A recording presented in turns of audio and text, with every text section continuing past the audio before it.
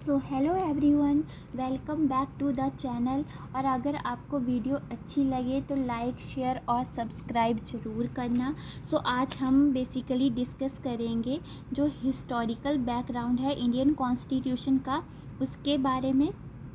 So basically जो है ये जो कॉन्स्टिट्यूशन की बनने की शुरुआत हुई वो जब जो ब्रिटिशर्स थे वो इंडिया में आए तब से।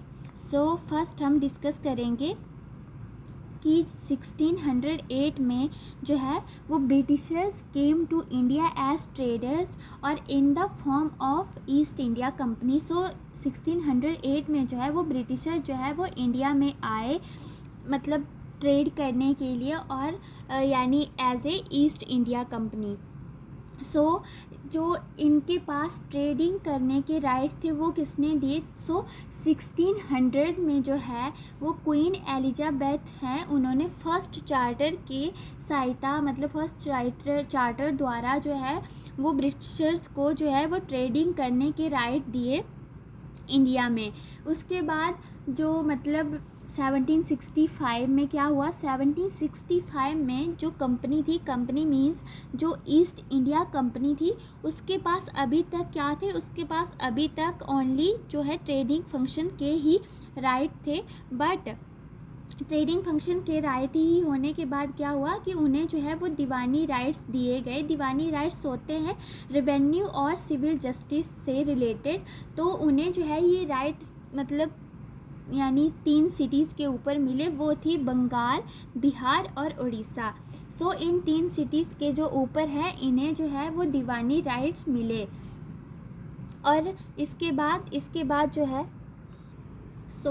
इसके बाद क्या हुआ? इसके बाद जो 1858 में है स्पॉय म्यूटिनी। स्पॉय म्यूटिनी मतलब जो सिपाही विद्रोह है।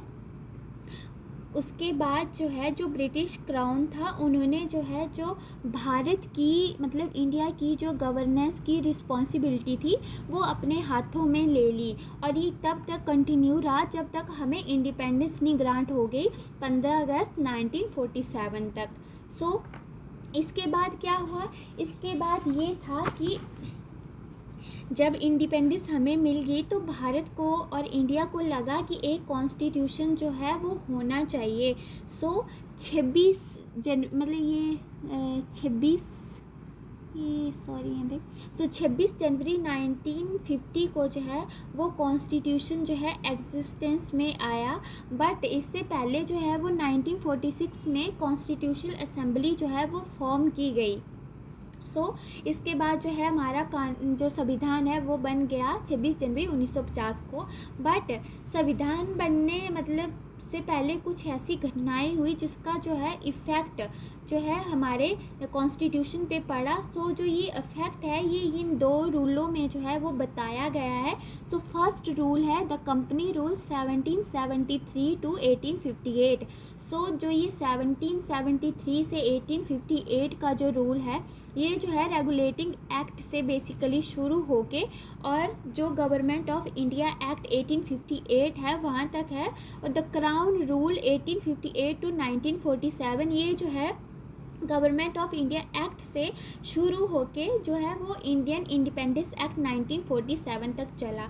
फर्स्ट जो हम डिस्कस करेंगे वो है रेगुलेटिंग एक्ट मतलब 1773।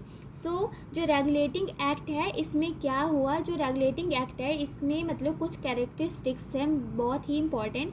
इसमें जो बंगाल का गवर्नर था उसको जो है एज ए मतलब गवर्नर जनरल जो है बुलाया जाने लगा। और जो बंगाल का गवर्नर जनरल उसको एज ए गवर्नर जनरल जो है वो बना दिया गया। उसके बाद जो है जो governors of Madras and Bombay presidency subordinate to the governor general of Bengal. जो मतलब यानी गवर्नर थे मद्रास और बॉम्बे की प्रेसिडेंसी के, वो जो है सबॉर्डिनेट हो गए, उनके अधीन हो गए जो गवर्नर जनरल था बंगाल का उसके बाद क्या हुआ? उसके बाद जो है एस्टैब्लिशमेंट की गई सुप्रीम कोर्ट की। जो सुप्रीम कोर्ट जो है वो कलकत्ता में एस्टैब्लिश किया गया 1774 में। और इसमें जो है 4 जजेस थे। 4 जजेस, एक जो है वो चीफ जस्टिस था और जो है 3 अदर जजेस थे। आज के लिए इतना ही। जो इसके आगे चार्टर हैं और जो इंडियन इंडिपेंडेंस एक्ट और गवर्नमेंट एक्ट वो हम अगले पार्ट में डिस्कस करेंगे। So this is all for today. अगर आपको वीडियो हेल्पफुल लगी हो तो प्लीज़ लाइक शेयर और सब्सक्राइब ज़रूर करना। Thank you.